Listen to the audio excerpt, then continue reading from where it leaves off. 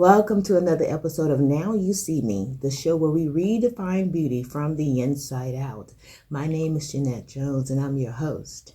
Well, we have a guest here, my son, and we are on vacation. And so I am going to share with you our recent trip to Romania, and I want to ask him some general questions, okay? With him being older now, to I guess try to get some insight on some certain things that he sees differently now.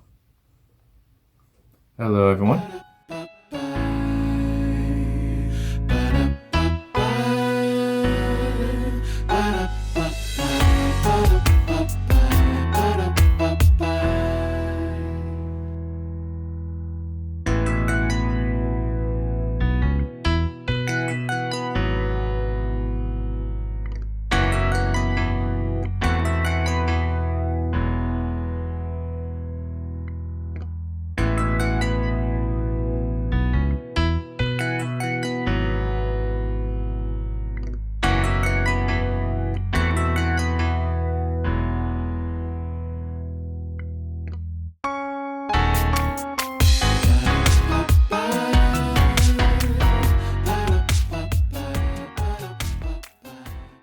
Ask you a question. Okay. So, Tyler, Yes, you Mom. have past your 30s now, and I'm going to ask you a question, just some general questions. If you knew then what you know now when it comes to relationships, what would you say to your younger self? Let's say you're 13, 14 years old, or even just plain old younger. What would you say to yourself? What do you want to say to the people? What do you want to share? To my younger self, I would most likely say, don't try to change yourself to try to be what someone else wants you to be or what you think they want. Fads change, people change. The only thing that you really need to do is make sure that you are good for you and what you want in the future. If you don't know now, it's fine. You're young. But at the same time, start thinking about what you do want instead of thinking about what others think you should want. Okay. Does that mean like in friendships or romantic relationships? What does that pertain to, or does that pertain to everything? It actually is a broad statement, a general statement. Friends you think are friends are not really your friends a lot of the time. Thankfully, most of the friends that I've had are very good to me. For relationships, well, some people come and go in your life for a reason. Maybe something about you that needs to change, something that they needed to change. But at the same time, as long as you're looking in your inward and seeing if there's something that you could have done different, if you've done everything right, then hey, it's not on you. If they did everything right, then that's on them. But at the same time, don't stress yourself out and wondering, should I have changed this? Should I have changed that? And don't try to follow what everyone else is doing, because what everyone else is doing is not always right. So would you follow the relationships are 50-50, or would you follow the relationships are 100-100? 100. If you're not, it's actually both. Like both are contributing to the relationship, but you still have to put 100% into it. If you're not, then what's the point of the relationship at all if you're not going to give it your all? Okay.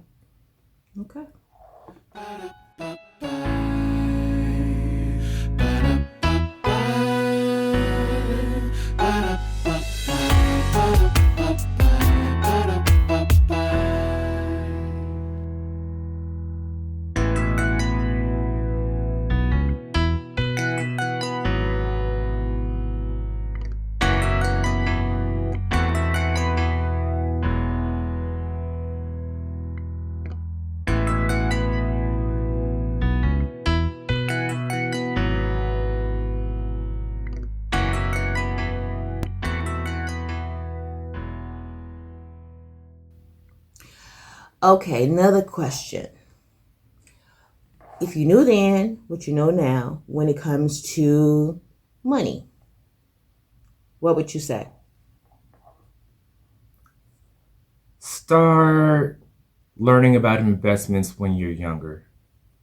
If I actually known about half the investments that were going on today, that would be if I knew about the investments that were going on back then that would probably thrive today, I would probably be further along in life. Don't get me wrong, I'm good where I am.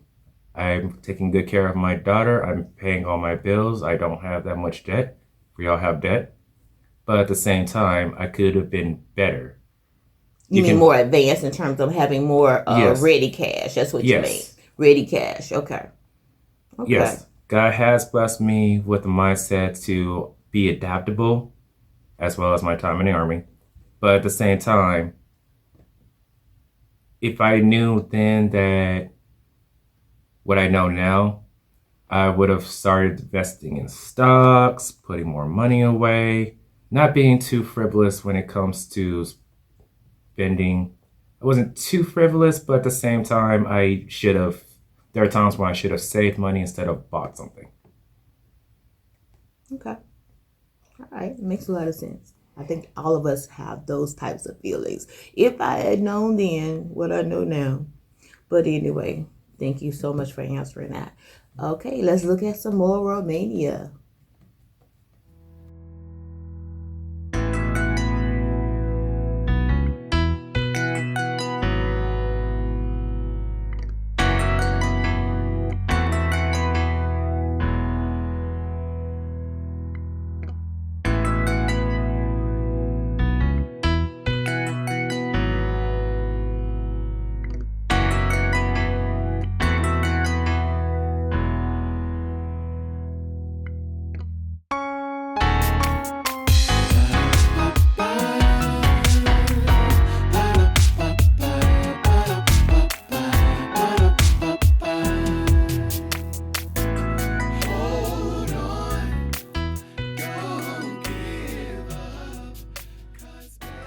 Okay, so Tyler, you were on my show last season about this time, and we talked about some different things. But I want to bring it up again. I want to bring it up again because there are a lot of people that are trying to mend relationships, and when you're younger, you don't see things the same way that your parents see them. So you're talking to your younger self. Well, basically not talking to your younger self, but you got revelations as you got older. Mm-hmm. So share some of those revelations that you have or, got as you went older. Okay.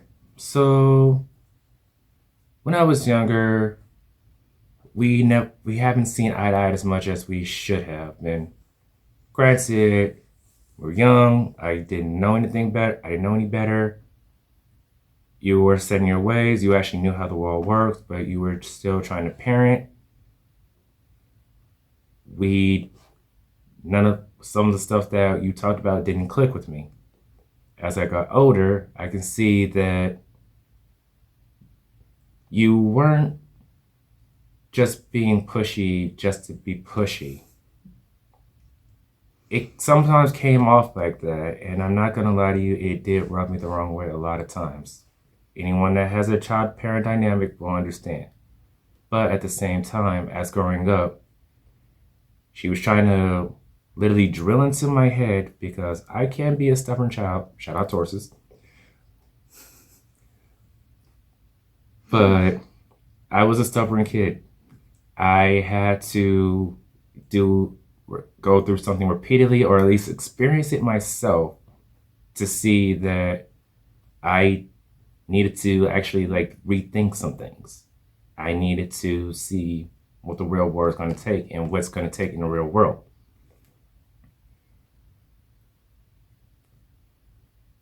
One instance was when I had bought some DVDs from a swap shop.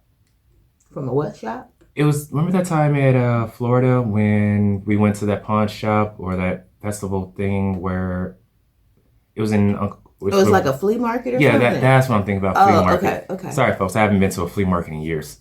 But yeah, I bought some flea market, some videos from a show that I liked. And one of the things you asked me was, how is this going to help you in your future? Now, back then, I was like, I didn't buy it because it would help me. I wanted to just watch my show because I couldn't back in the day. And thinking about it now, like, why would I say that? But anyway, maybe I had a one-track mind about something. But go on, continue your story. And there were other instances like that. A lot of them I can't remember. They were long ago. But when you actually think about stuff, not every purchase has to like be future-based, but at the same time, you have to like make purchases that will help you in your future, kind of shtick. And that's what I got from it now. Because as I mentioned before about frivolous purchases, yeah, they'll be good for the moment, but over time, they're not all purchases will like go up in value. Okay. Because I'm trying to think about that. I'm like, why would I say that? Because yeah, you buy things because you want things. But I must have been going through a period where I'm watching you do some things that didn't make too much sense. So in order for me to say that, that must have been what was happening. So maybe I was trying to pound something in your head in terms of using wisdom with your money. Yeah, maybe that's what I was trying to do, because I honestly don't remember the event. But okay. It was I was still in the stage where I wasn't really thinking about life. I was still thinking like I was when I was in high school, kind of thing. Granted, this was when I was 19, and I should have started growing up as soon as I started 18. Well, growing up a little bit more. But at the same time, yeah, she was trying to like get me to actually think about stuff like that, because when you have a hard-headed kid like me who just wanted to live life like day to day, it gets frustrating because you want what's good for your child. You want your child to succeed. At least a good parent wants your child to succeed, and she is a good parent. So, yeah.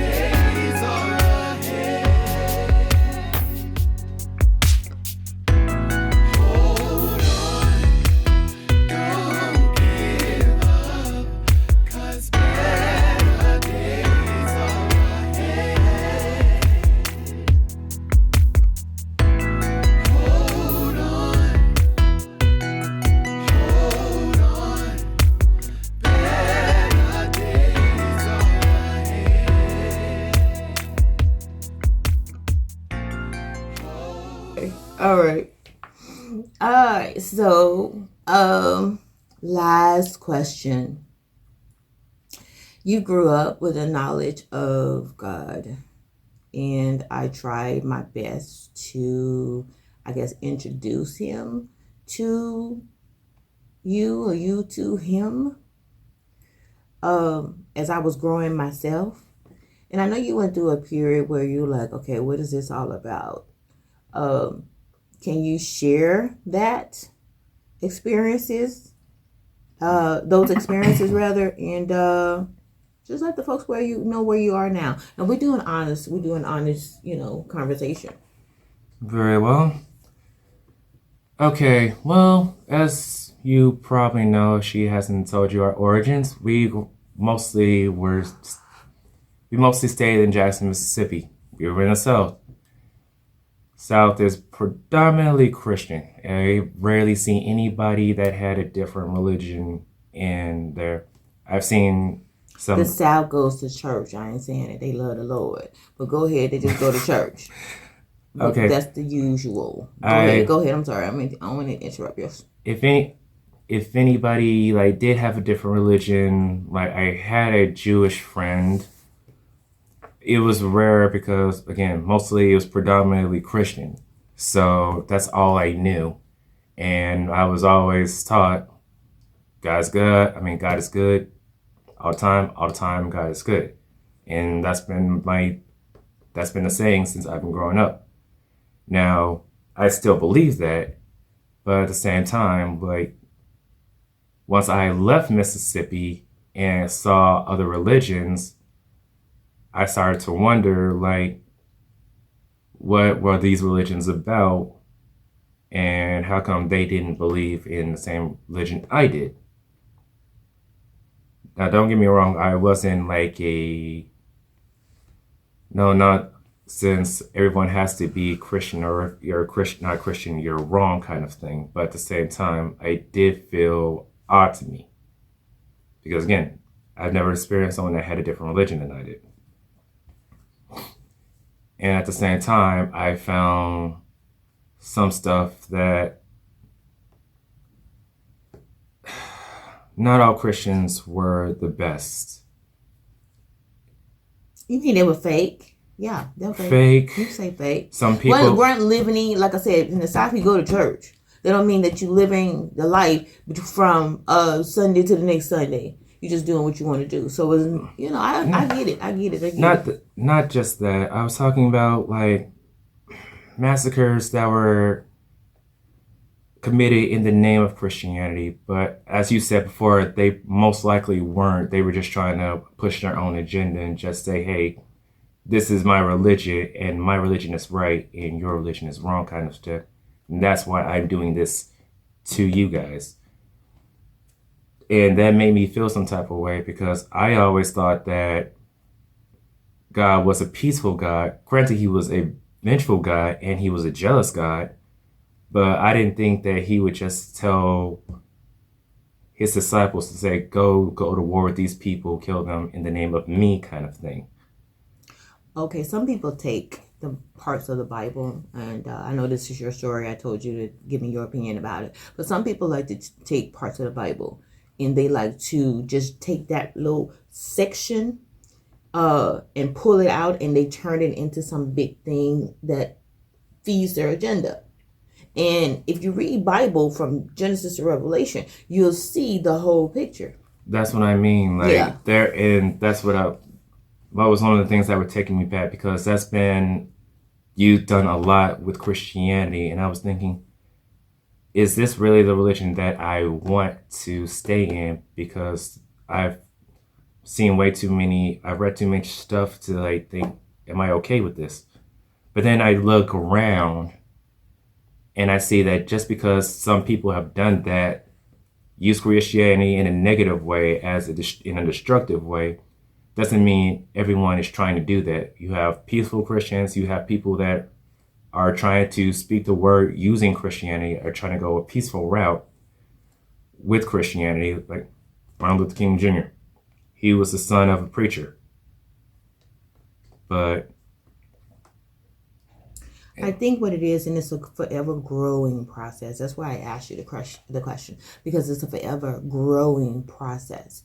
But the thing is, like I said, it's so important for you and everybody else to actually read the Bible, actually read what it says. So when you hear something that's false or that doesn't sound like God, then you'll know because you've read that.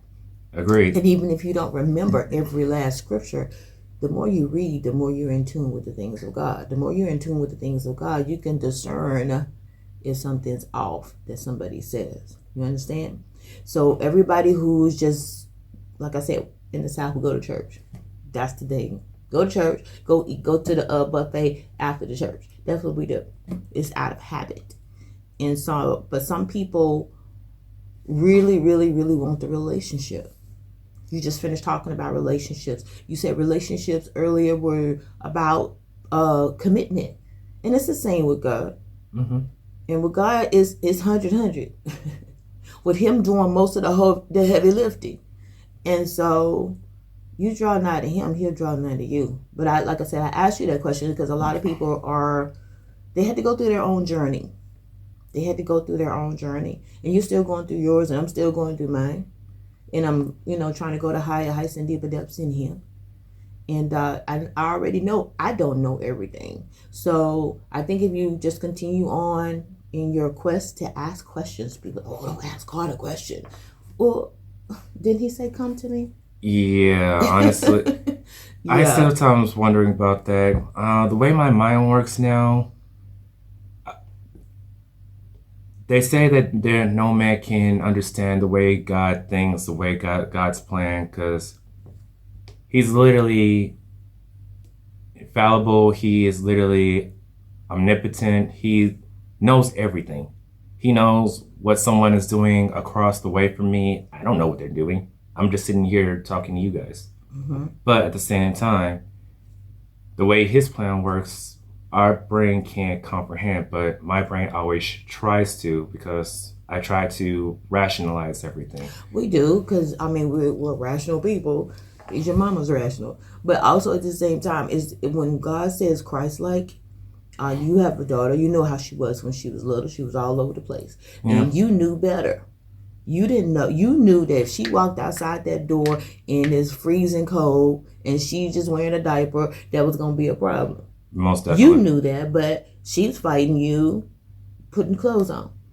Or if you tell her, don't touch the stove, you knew it was hot. It was going to burn her finger. It was going to cause some damage.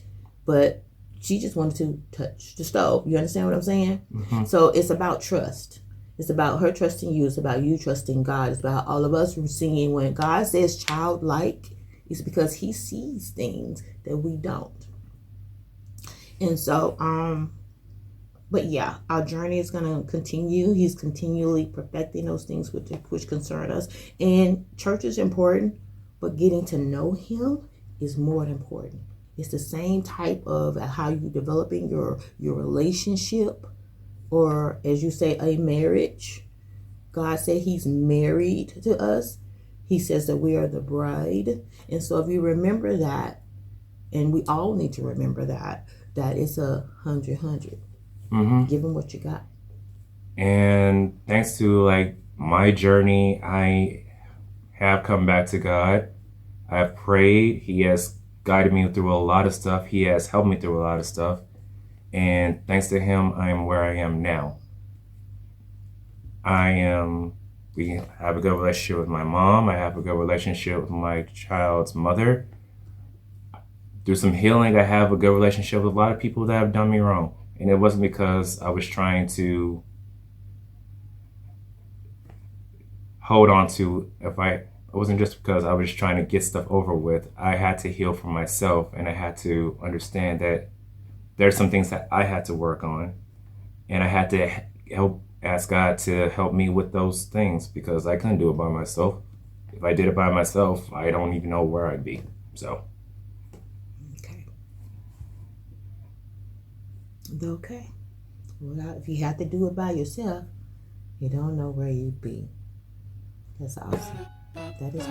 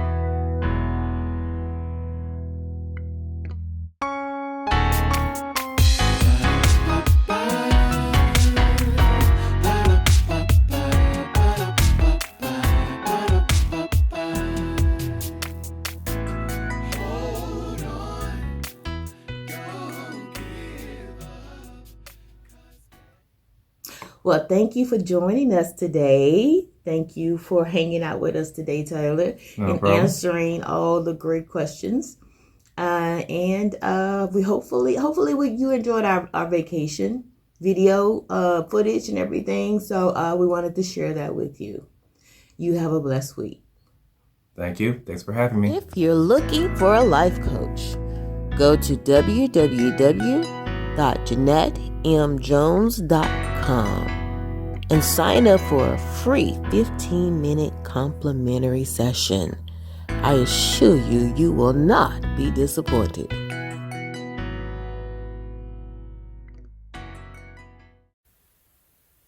You know, when I first started my television show, I was terrified. One, because it was uncharted territory. And another reason was because of the name itself, Now You See Me.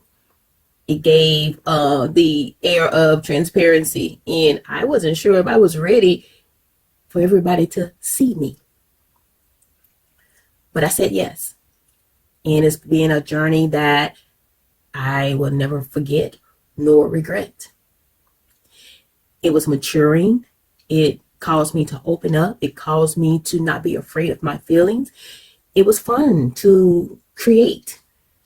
Even if some of the topics, I will be honest, I didn't really want to talk about, but I felt in my heart of hearts that that's what I was supposed to be talking about that week. But as you go through one thing and you're at one level, then God puts you in a position where you go to the next level. I have a channel, Filling in the Gap, and the name itself speaks volumes. It means that we're going to be filling in the spaces and giving people information that's going to move them from point A to point B. I know in my life, it seems like I was right there on the edge of something always, and then somebody came by to give me what I needed to push me on to the next level. And that's what I want for this channel. So if you are a person that feels like God has called you and you have a vision, you have something to share with the people. It doesn't matter what it is. It could be cooking, it could be exercise, it could be whatever. But you're really, really feeling like what you have is what somebody else needs. Then you may be the person that's perfect for this channel. Click on the link, fill in your information, and you will get a link to the session via email. Okay? So I am looking forward to talking to you. I am looking forward to talking to you, and I'm excited for you. I'm very excited for you because I know on the other end, there's just people recognizing your brilliance. Go ahead, sign up.